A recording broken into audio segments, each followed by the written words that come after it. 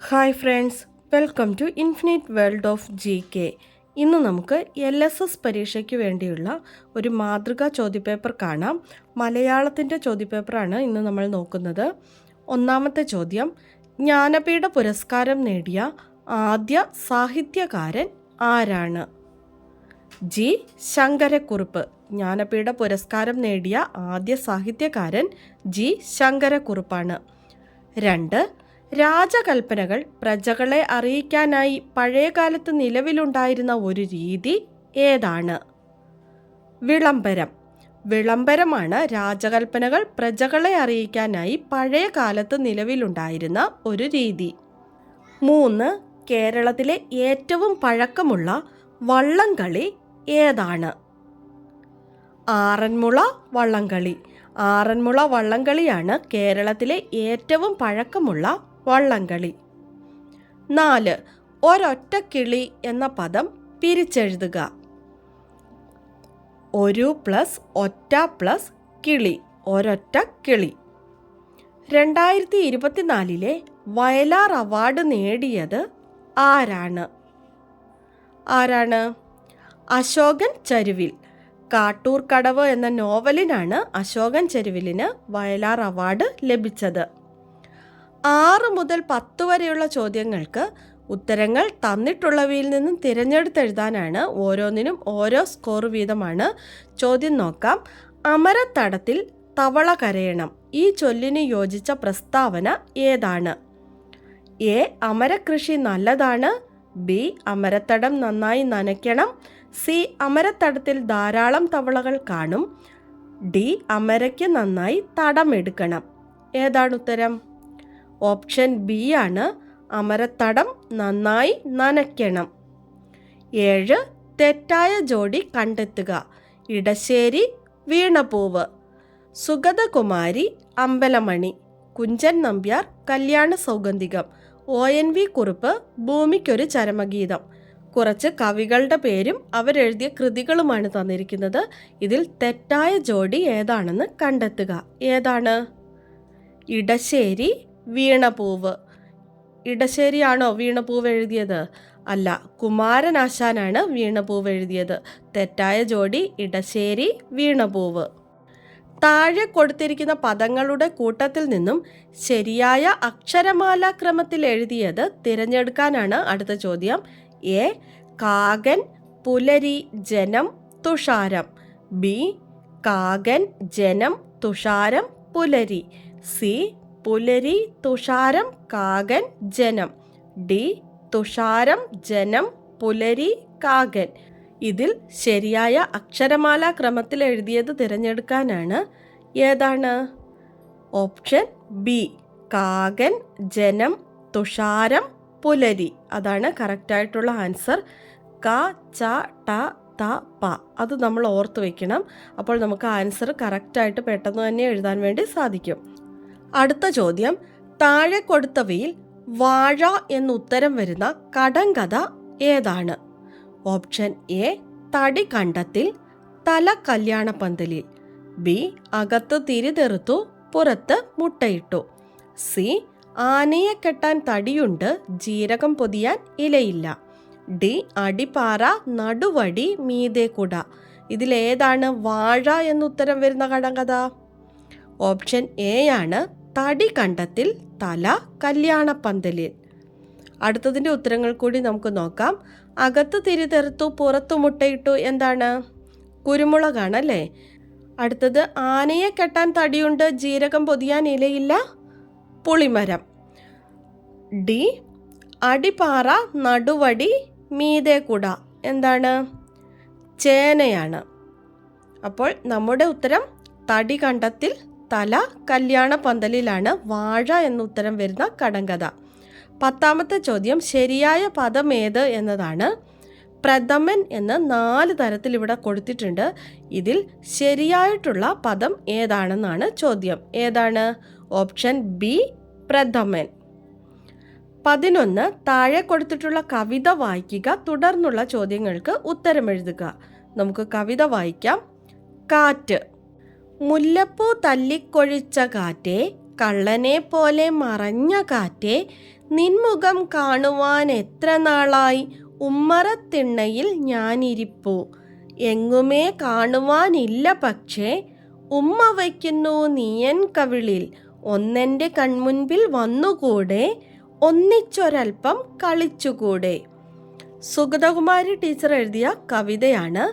നമുക്ക് ചോദ്യം നോക്കാം. എ.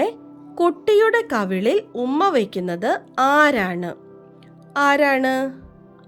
എങ്ങുമേ കാണുവാനില്ല പക്ഷേ ഉമ്മ വയ്ക്കുന്നു നീയൻ കവിളിൽ. ആരാണിവിടെ ഉമ്മ വയ്ക്കുന്നത്? കാറ്റ്. കാറ്റാണ് കുട്ടിയുടെ കവിളിൽ ഉമ്മ വയ്ക്കുന്നത്. ബി. കുട്ടി കാറ്റിനോട് എന്തെല്ലാമാണ് ആവശ്യപ്പെടുന്നത്? കാറ്റിനോട് കുട്ടി എന്തൊക്കെയാണ് ആവശ്യപ്പെടുന്നതെന്നാണ് ചോദ്യം. നമുക്ക് നോക്കാം. എന്താണ്? ഒന്നെൻ്റെ കൺമുൻപിൽ വന്നുകൂടെ, ഒന്നിച്ചൊരൽപ്പം കളിച്ചുകൂടെ. ഇതാണ് കുട്ടി ആവശ്യപ്പെടുന്നത് അല്ലേ? ഉത്തരം എൻ്റെ മുന്നിൽ വന്നുകൂടെ, എൻ്റെ കൂടെ ഒന്നിച്ച് ഒരൽപ്പം കളിച്ചുകൂടെ എന്നാണ് കുട്ടി കാറ്റിനോട് ആവശ്യപ്പെടുന്നത്. അടുത്തത്, ഈ കവിതയ്ക്ക് ഒരു ആസ്വാദന കുറിപ്പ് തയ്യാറാക്കാനാണ്. എങ്ങനെയാണ് ആസ്വാദന കുറിപ്പ് തയ്യാറാക്കുക? ആദ്യം നമ്മൾ ആരാണ് എഴുതിയതെന്ന് നോക്കണം. ഏത് കൃതിയിൽ നിന്നാണ് ഈ വരികൾ എടുത്തിട്ടുള്ളതെന്ന് എഴുതണം. അതിനുശേഷം ആ കവിതയുടെ ആശയം എഴുതണം. നിങ്ങൾക്ക് ഇഷ്ടപ്പെട്ട വരികൾ ഏതാണെന്ന് എഴുതണം. അപ്പോൾ നമുക്കൊരു മോഡൽ നോക്കാം. പ്രസിദ്ധ കവയിത്രി സുഗതകുമാരിയുടെ കാറ്റ് എന്ന കവിതയിൽ നിന്നുള്ളതാണ് ഈ വരികൾ. കാറ്റിനോട് സംസാരിക്കുന്ന കൊച്ചുകുട്ടിയുടെ മനോവികാരങ്ങളെ വളരെ മനോഹരമായി കവയിത്രി ഈ കവിതയിൽ വർണ്ണിക്കുന്നു. മുല്ലപ്പൂ തല്ലിക്കൊഴിച്ച് കള്ളനെ പോലെ മറഞ്ഞ കാറ്റിൻ്റെ മുഖമൊന്ന് കാണാൻ ഒരുപാട് നാളുകളായി കുട്ടി കാത്തിരിക്കുന്നു. എന്നാൽ എങ്ങും കാണാൻ സാധിക്കുന്നില്ല. പക്ഷേ കാറ്റ് കുട്ടിയുടെ കവിളിൽ ഉമ്മ വയ്ക്കുന്നുണ്ട്. കാറ്റേ, നിനക്കൊന്ന് എൻ്റെ മുന്നിൽ വന്ന് എൻ്റെ കൂടെ കളിച്ചുകൂടെ എന്ന് വളരെ നിഷ്കളങ്കമായി ചോദിക്കുകയാണ് കുട്ടി. കൊച്ചുകുട്ടിയുടെ നിഷ്കളങ്കതയും കാറ്റിനോടുള്ള സംസാരവും വളരെ മനോഹരമായി വർണ്ണിച്ചിരിക്കുകയാണ് കവയിത്രി ഈ കവിതയിൽ. എങ്ങുമേ കാണുവാനില്ല പക്ഷേ ഉമ്മ വയ്ക്കുന്നു നീയൻ കവിളിൽ എന്നതാണ് ഈ കവിതയിൽ എനിക്ക് ഏറ്റവും ഇഷ്ടപ്പെട്ട വരികൾ. നിങ്ങൾക്ക് ഇതുപോലെ നിങ്ങൾക്ക് ഏറ്റവും ഇഷ്ടപ്പെട്ട വരികളും ഈ കവിതയുടെ ആശയവും ഒക്കെ ചേർത്ത് വളരെ മനോഹരമായി ഒരു ആസ്വാദന കുറിപ്പ് തയ്യാറാക്കാവുന്നതാണ്. നമുക്ക് ഈ കവിത തന്നെ ആയിരിക്കില്ല വരുന്നത്. അപ്പോൾ ആസ്വാദന കുറിപ്പ് എങ്ങനെയാണ് എഴുതുന്നതെന്ന് നിങ്ങൾ പഠിച്ചു വെച്ചാൽ മതി. അടുത്ത ചോദ്യം, താഴെ കൊടുത്ത ഗദ്യഭാഗം വായിക്കുക. സ്കൂൾ യുവജനോത്സവത്തിൽ ഓട്ടൻതുള്ളൽ മത്സരത്തിൽ പങ്കെടുത്ത് സമ്മാനം നേടിയ വിനീഷിനെ അനുമോദിക്കാൻ യോഗം ചേർന്നു. യോഗത്തിൽ വിനീഷ് നടത്തിയ ലഘു പ്രസംഗം ഇതാണ്. ഹെഡ്മാസ്റ്റർ, പഞ്ചായത്ത് മെമ്പർ എന്നിവർ പരിപാടിയിൽ സംബന്ധിച്ചു. പ്രിയപ്പെട്ടവരെ, കുഞ്ചൻ നമ്പ്യാർ കേരളത്തിന് സമ്മാനിച്ച കലാരൂപമാണല്ലോ തുള്ളൽ. ഓട്ടൻതുള്ളൽ, പറയൻ തുള്ളൽ, ശീതങ്കൻ തുള്ളൽ എന്നിങ്ങനെ തുള്ളൽ 3 ഉണ്ട്. പുരാണ ഗ്രന്ഥങ്ങളിൽ നിന്ന് കഥകൾ സ്വീകരിച്ച് ഫലിതരസത്തോടുകൂടി തുള്ളൽ പാട്ടുകൾ രചിക്കുകയാണ് നമ്പ്യാർ ചെയ്തത്. ഫലിതത്തിൽ ചാലിച്ചുള്ള സാമൂഹിക വിമർശനമാണ് നമ്പ്യാർ തുള്ളൽ കവിതയിലൂടെ നിർവഹിച്ചത്. ഈ കലാരൂപം പഠിക്കുവാൻ സഹായിച്ച ഗുരുനാഥന്മാർ, മാതാപിതാക്കന്മാർ, അധ്യാപകർ തുടങ്ങിയവരോടുള്ള നന്ദി അറിയിക്കുന്നു. ചോദ്യം ഇതാണ്, തുള്ളൽ പാട്ടുകൾക്കുള്ള കഥകൾ സ്വീകരിച്ചത് എവിടെ നിന്നാണ്? എവിടെ നിന്നാണ്? പുരാണ ഗ്രന്ഥങ്ങളിൽ നിന്ന്. പുരാണ ഗ്രന്ഥങ്ങളിൽ നിന്നാണ് തുള്ളൽ പാട്ടുകൾക്കുള്ള കഥകൾ സ്വീകരിച്ചത്. നമ്പ്യാർ തുള്ളൽ കവിതയിലൂടെ ലക്ഷ്യമാക്കിയത് എന്താണ്? ഇവിടെ കൊടുത്തിട്ടുണ്ട്. എന്താണ്? ഫലിതത്തിൽ ചാലിച്ചുള്ള സാമൂഹിക വിമർശനം. ഫലിതത്തിൽ ചാലിച്ചുള്ള സാമൂഹിക വിമർശനമാണ് നമ്പ്യാർ തുള്ളൽ കവിതയിലൂടെ ലക്ഷ്യമാക്കിയത്. വിനീഷിന് നൽകിയ അനുമോദന ചടങ്ങിനെക്കുറിച്ച് പത്രത്തിൽ നൽകാൻ ആവശ്യമായ വാർത്ത തയ്യാറാക്കാനാണ് അടുത്ത ചോദ്യം. നമ്മളിവിടെ അനുമോദന ചടങ്ങിനെക്കുറിച്ച് ഒരു പത്രവാർത്തയാണ് തയ്യാറാക്കേണ്ടത്. ആദ്യം തന്നെ നമ്മളൊരു ഹെഡിങ് കൊടുക്കണം. അതിനുശേഷം ഇതെവിടെയാണ് നടക്കുന്നത് എന്ന സ്ഥലത്തിൻ്റെ പേര് കൊടുക്കണം. ഇവിടെ തന്നിട്ടില്ലെങ്കിലും നമ്മൾ ഈ സ്ഥലത്തിന് ഒരു പേര് കൊടുക്കുക. നിങ്ങൾക്ക് ഇഷ്ടമുള്ള ഒരു പേര് കൊടുക്കാം. തന്നിട്ടുണ്ടെങ്കിൽ അത് തന്നെ കൊടുക്കണം. അപ്പോൾ നമുക്കൊരു മോഡൽ നോക്കാം. അനുമോദനം സംഘടിപ്പിച്ചു. കായൽക്കര ഗവൺമെൻറ് ഹൈസ്കൂളിലെ യുവജനോത്സവത്തിൽ ഓട്ടൻതുള്ളൽ മത്സരത്തിൽ പങ്കെടുത്ത് 1ാം സ്ഥാനം നേടിയ വിനീഷ് എന്ന വിദ്യാർത്ഥിയെ അനുമോദിക്കാൻ യോഗം ചേർന്നു. ഓട്ടൻതുള്ളൽ പഠിക്കാൻ തന്നെ സഹായിച്ച ഗുരുക്കന്മാർക്കും മാതാപിതാക്കൾക്കും വിനീഷ് നന്ദി പറയുകയും തുടർന്ന് ഒരു ലഘു പ്രസംഗത്തിലൂടെ തുള്ളൽ കവിതകളിലൂടെ കുഞ്ചൻ നമ്പ്യാർ ലക്ഷ്യമാക്കിയത് ഫലിതത്തിൽ ചാലിച്ചുള്ള സാമൂഹിക വിമർശനമാണെന്നും വ്യക്തമാക്കി. ഹെഡ്മാസ്റ്റർ, പഞ്ചായത്ത് മെമ്പർ എന്നിവർ പരിപാടിയിൽ സംബന്ധിച്ചു.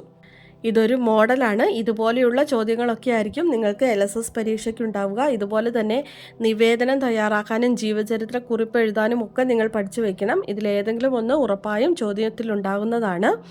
അപ്പോൾ ഇന്നത്തെ വീഡിയോ നിങ്ങൾക്ക് എല്ലാവർക്കും ഇഷ്ടമായി കാണുമെന്ന് വിചാരിക്കുന്നു. ഇഷ്ടമായാൽ എല്ലാവരും ഒന്ന് ലൈക്ക് ചെയ്യുക, നിങ്ങളുടെ കൂട്ടുകാർക്കൊക്കെ ഒന്ന് ഷെയർ ചെയ്ത് കൊടുക്കുക. സബ്സ്ക്രൈബ് ചെയ്യാതെ കാണുന്ന കൂട്ടുകാരുണ്ടെങ്കിൽ ഒന്ന് സബ്സ്ക്രൈബ് ചെയ്യുക.